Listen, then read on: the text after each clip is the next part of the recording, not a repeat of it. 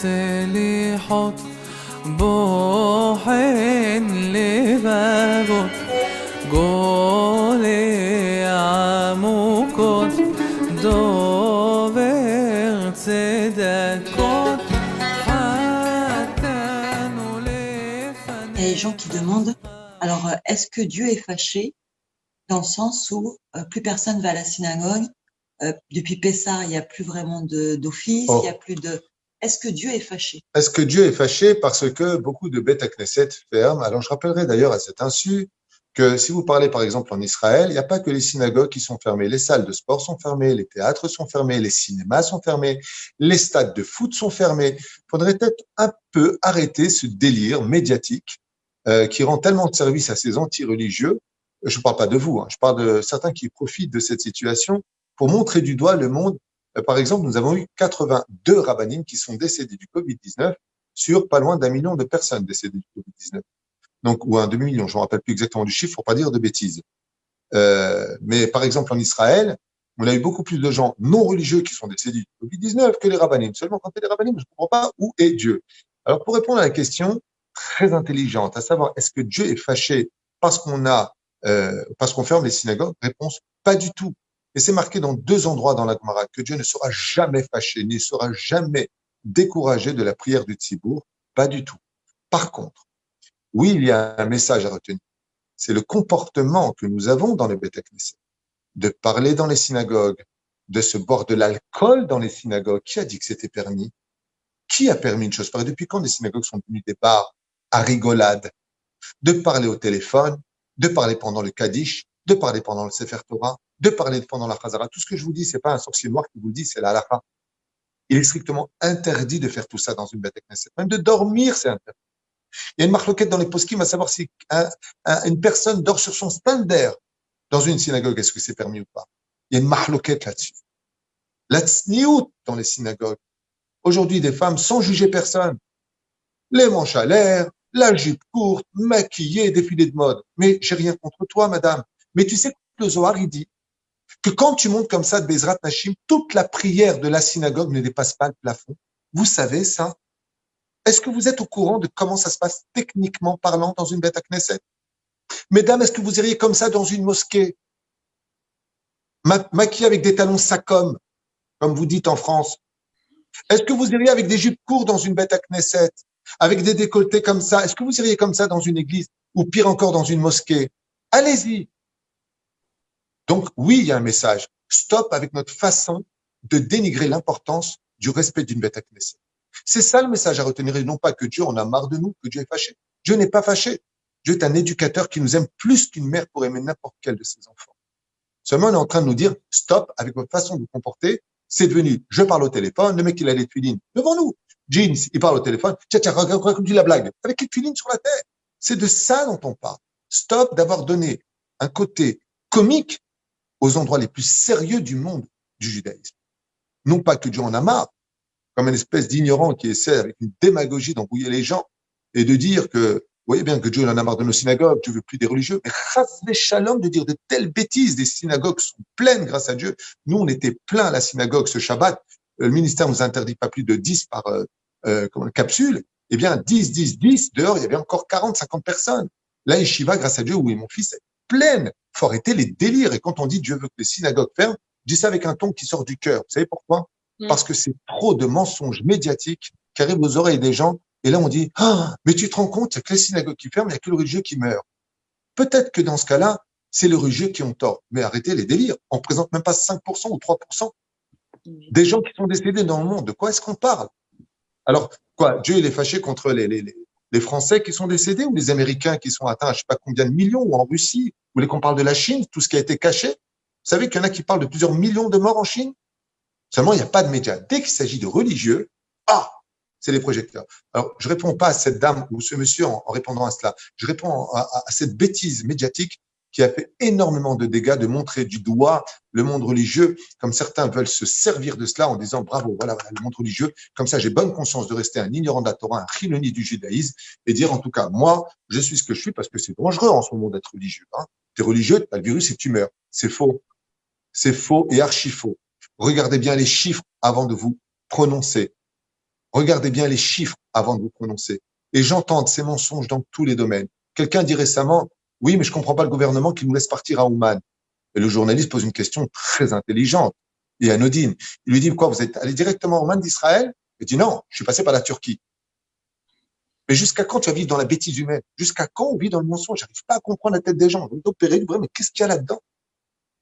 Le gouvernement n'a organisé aucun avion pour partir d'Israël à Ouman.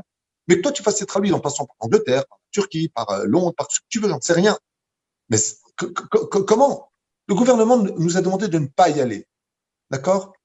Tu décides d'y aller. Tu te trouves dans un système. J'ai parlé avec le Sar Aryeh Deri, ouais, qui a fait des dizaines de tentatives. Vous savez ce que lui ont répondu les Russes? Vous savez ce qui s'est passé en Ukraine? Ce que je vous dis, c'est sorti de la bouche du Rav Aryeh Deri. Vous savez ce qu'il a répondu?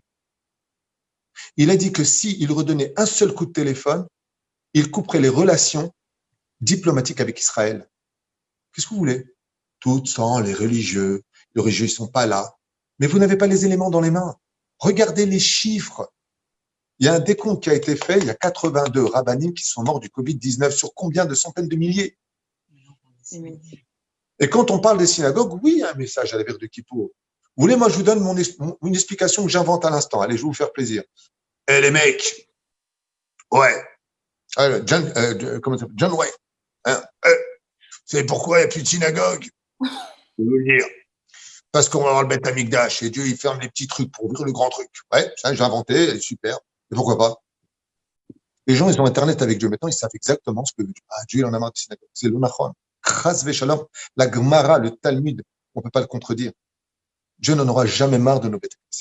Ce dont il en a marre, c'est de notre comportement qui doit changer dans les synagogues. Et là, franchement, il a pas tort. Voilà ce que j'ai. J'ai quand même une petite question parce qu'elle est quand même pas mal revenue au début, je suis en train de voir. Vous pensez quoi, vous, de l'actualité par rapport au Covid-19? Est-ce qu'aujourd'hui, c'est considéré comme une plaie au niveau mondial que Hachem a envoyé dans le monde, ou vraiment pour une remise en question et sur les valeurs en fait, j'ai envie de vous dire, quand on a été tous confinés, on est quand même revenus aux valeurs. Cuisiner chez nous, passer du temps en famille, arrêter un peu tout ce qui était médias, tout ça. Faire répondre en fait à la réalité. Si tu as une heure, je veux bien te la donner parce que c'est une réponse qui demande au moins une heure, pour moi. Mais ma femme me dit non, on n'a pas le temps. Voilà, faire. Je pense d'abord et avant tout que la première leçon qu'on peut tous retenir du Covid-19, c'est l'humilité dont se doit de faire preuve l'humanité entière, et non pas que les Juifs, par rapport à un microbe ou à un virus, si vous préférez, ou peut-être une bactérie, j'en sais rien. Mais ça nous a donné une grande leçon que ça peut mettre le monde entier KO. Ça peut fermer des pays. Ceux qui étaient riches se sont retrouvés en bas de l'échelle. Vous savez qu'en Israël, il y a toujours eu le rêve de posséder une salle de mariage parce que ça faisait des millions par mois. Et aujourd'hui, ce sont les premiers touchés. Les chanteurs qui se croyaient à l'abri se retrouvent aujourd'hui au chômage, les plus grandes vedettes. Les cinémas sont vides. Ça veut dire qu'on est face à une situation où tout le système sur le domaine mondial a été freiné par quelque chose d'inattendu, peut-être fabriqué par les hommes, peut-être non, j'en sais rien. Bon, les rumeurs courent et les preuves arriveront tôt ou tard un jour, je l'espère en tout cas, parce qu'on a le droit de connaître la vérité. Mais je pense que la première chose à retenir, c'est l'humilité. La deuxième chose, c'est que depuis que le Covid-19 existe, j'entendais toujours, avant cela, parler du football. Tout le temps, football, football, football. Le dieu international de la planète bleue, le football. Depuis que le Covid-19 existe, on n'entend pratiquement plus parler du football et d'autres valeurs ont commencé à surgir. Par exemple, si vous regardez dans les réseaux sociaux, hormis le côté médical et scientifique, dans le monde entier, les islamistes, les chrétiens, les bouddhistes, les sectes du monde entier parlent tous de Dieu.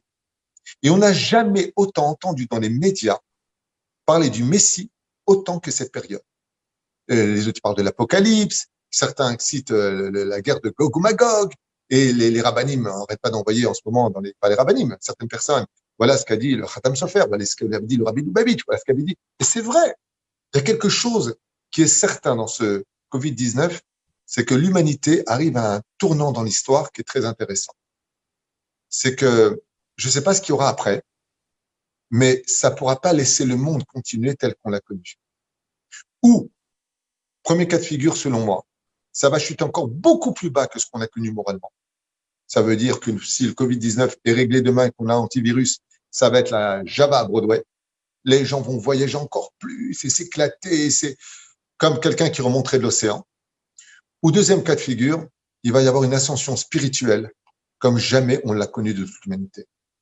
Et pour cette réponse-là, je répondrai qui vivra verra. C'est vrai que les valeurs familiales sont revenues. J'ai un ami qui s'appelle Jacques, avec qui je me suis entretenu. Il m'a dit, écoute, pour moi, le Covid-19, ça a été le dévoilement de la valeur familiale. Il a retrouvé sa femme.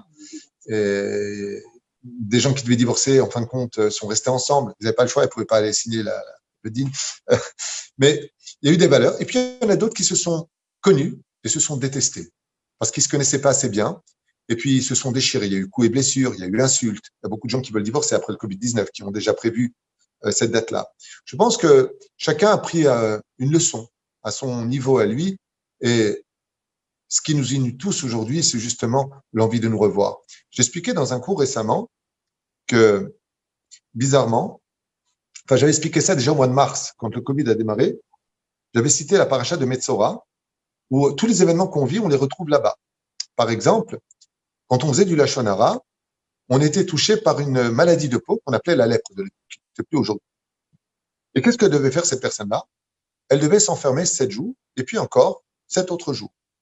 Donc, elle était Yoshev Badad. Vas-y, Yoshev Badad, bidoud. Tu t'enfermeras seul chez toi. Et ensuite, combien de jours? 7, et encore 7 si nécessaire. La décision qui avait été prise au sein du gouvernement israélien, je ne sais pas comment c'était dans les autres pays, c'était 7 jours et encore 7 jours. Je ne sais pas. Et ensuite, qu'est-ce que nous dit la Torah?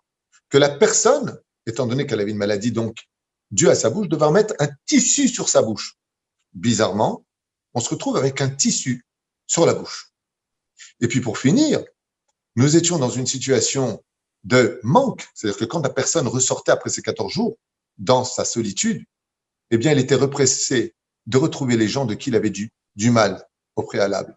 Et je trouve que c'est incroyable, parce que, qu'on le veuille ou pas, c'est exactement le retracé de ce que l'on vit. Quand on reçoit la famille, on est constamment dans l'ignorance de l'habitude de nous critiquer les uns les autres. Et aujourd'hui, pour les fêtes, eh ben, on ne peut pas se voir.